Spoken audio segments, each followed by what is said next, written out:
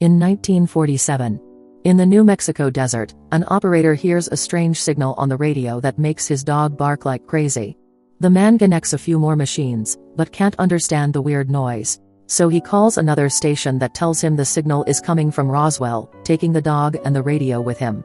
The operator goes for a ride until he sees some smoke and a light in the distance. His truck suddenly loses power and the dog jumps out barking. The operator follows it and finds the area on fire with something strange in the middle. At that moment, he hears a noise and panics as he looks up at a very bright light. In Antarctica in 2003, a group of scientists sees on the scanner a strange object buried 5 meters under the ice. Not knowing what to do with it, they decide to send it to a NASA research station. Meanwhile, in the University of California cryptology, Julian is trying to teach his class while a student keeps flirting with him since he's ignoring her. She emails him a naughty message, but he just closes his laptop. After class, Julian meets with Dr. Bachman, who has received a satellite image of the strange object they found in Antarctica. It's so big that at first they thought it was a fossilized whale, but then they identified a strange radio signal coming from it. They've recorded the signal on a CD that Bachman gives to Julian to study. A few hours later, Julian is obsessed with the hidden meaning of the signal. It has discriminated text and pulse groups, meaning it's not random at all. Running a special software on the computer shows the signal has an impressive frequency,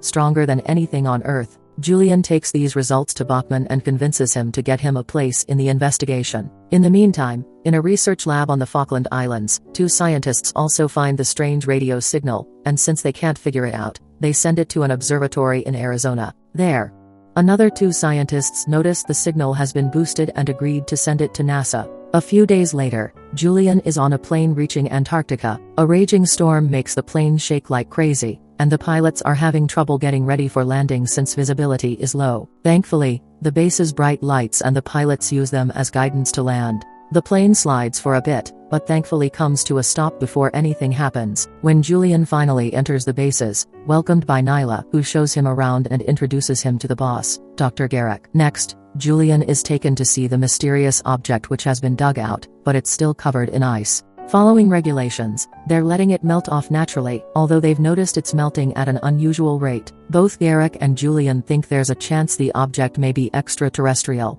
Julian takes a closer look, and when he touches the ice, a mysterious energy goes up his arm and makes him revisit all the memories from the last few days. When Julian removes his hand, the skin is red. At that moment, Julian is found by Dr. Kate, who turns out to be his ex. She doesn't believe he can stay out of trouble, but still begs him to behave since this project is important to her. That night, Julian dreams of something glowing inside the ice. He wakes up in the middle of the night when he hears a strange noise and comes out of his room, noticing a shadow sneaking around and tons of water on the floor. As he follows the trail, he senses something behind him and turns around, only for the mysterious energy to show him visions of the universe, the New Mexico incident, and strange creatures. At that moment, Julian wakes up again, unsure if he dreamed that or not. In the morning, Nyla shows Julian their experiment on genetically engineered food, which has allowed them to grow corn in the Antarctica. The temperature is quite warm in the cornfields, so the team works with few clothes on. Julian notices Kate gets along very well with Strobe and gets jealous. In the meantime,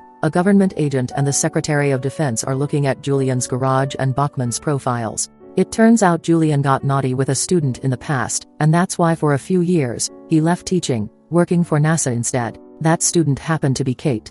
They also take a look at the signal NASA shared with them, and discover it's identical to the one from 1947. At the base, Julian spends all his time studying the signal without making much progress.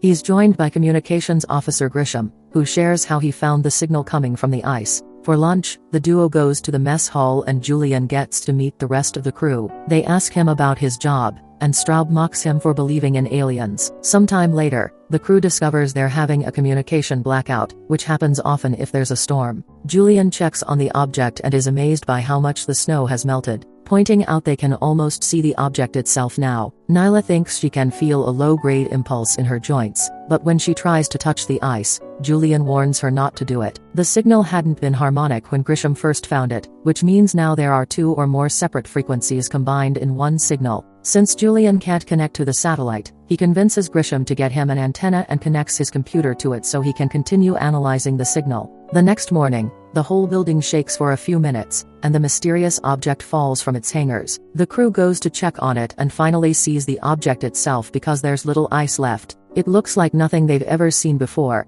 and when Kate touches it, she is hit by an electric shock.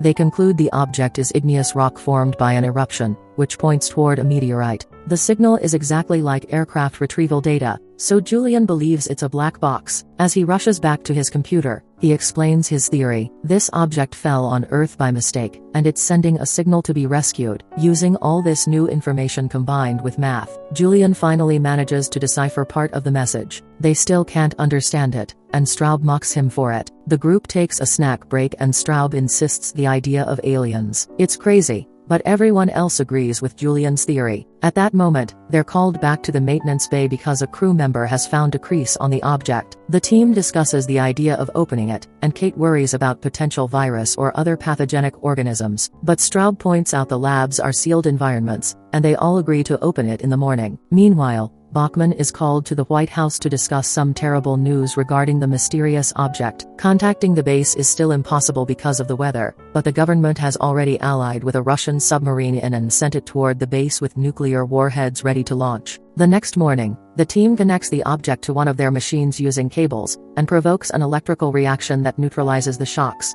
The object is still generating current inside, but now they can touch it without getting hurt. Then they use a saw to start cutting the object open, finding a softer layer under the tough outside.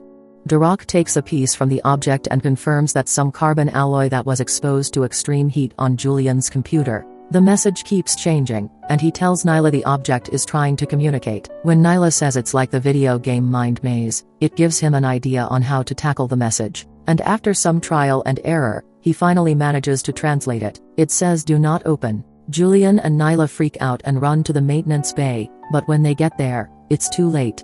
A glowing energy is coming out of the object and making the saw man scream in pain. His body starts melting and soon an explosion happens, hurting multiple crew members and destroying most objects in the room. It also brings down the generator, which shuts power down in the base until the emergency batteries take over. After getting some flashlights, the rest of the group goes down to the bay to check on the wounded employees. Everyone is alive except for the sign guy who is burned to death. When they take a closer look at the hole the saw left in the object, they're surprised to discover weirdly looking organic parts. Pilot Tony pokes it with a broom handle, and the membrane starts burning away until a new hole reveals what's truly inside the object: a frozen alien. They can't tell if it's just sleeping or actually dead. Suddenly, Nyla says she feels sick as her nose starts bleeding. She falls on her knees and her face begins melting as well. Soon, more and more employees start going through the same, making the group realize there's some kind of virus that escaped from the object and is now in the air, killing them one by one. Horrified, the few survivors run into a sealed room to be safe and watch the alien on the security cameras. Grisham tries to contact someone for help, but the comms are still down. Duroc explains a disease sometimes slows down to avoid killing the thing it needs to live on, so there's a chance the survivors may be infected as well.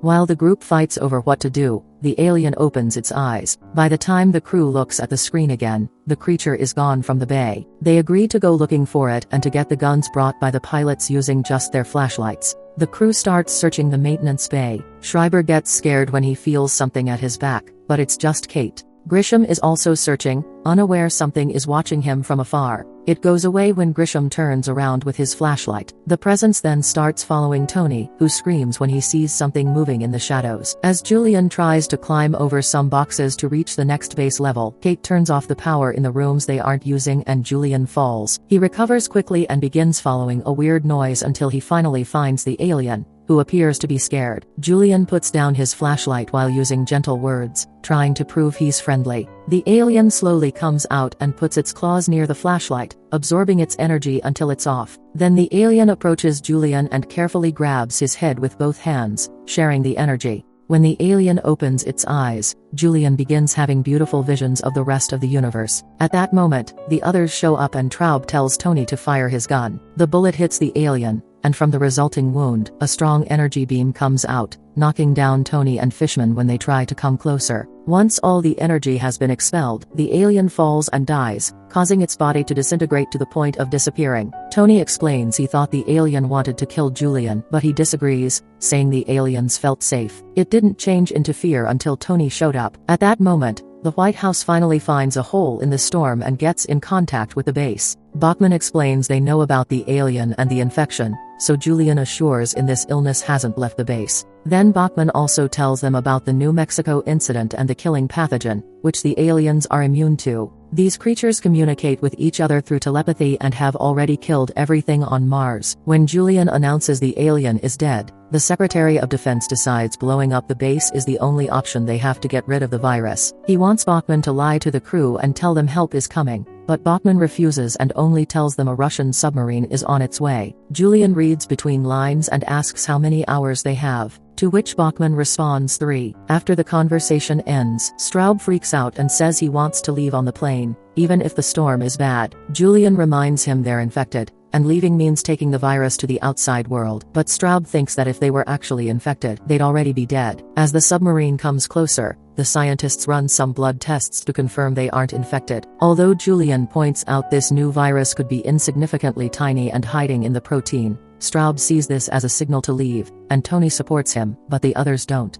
Kate's lack of support makes Straub mad, and he insults her as he tries to attack her, but Julian moves faster and knocks him down with a punch. Suspecting that Straub and Tony will try to leave anyway, the others take Tony's gun and go around changing the passwords on the locks in the Russian submarine. They get ready to shoot the nukes in 18 minutes. At the base, Kate and Julian finish changing the last lock and hold hands to comfort each other until they hear a shot. In the mess hall, Straub and Tony have jumped on Grisham together and use a fork to stab him in the neck. In the struggle, the gun is shot multiple times and the bullets hit the wall, the ceiling and Garrick's shoulder. Once Grisham passes out, Straub and Tony grab the gun and start running at the same time. Julian and Kate come back. Straub shoots again, hitting Kate in the shoulder to a rock, realizes the two men will be escaping through the drainpipes in the cornfield, and sends Julian after them by shooting all the locked doors down. Straub and Tony make it to the cornfield as they run. Their mere presence begins killing all the corn, confirming they're indeed infected.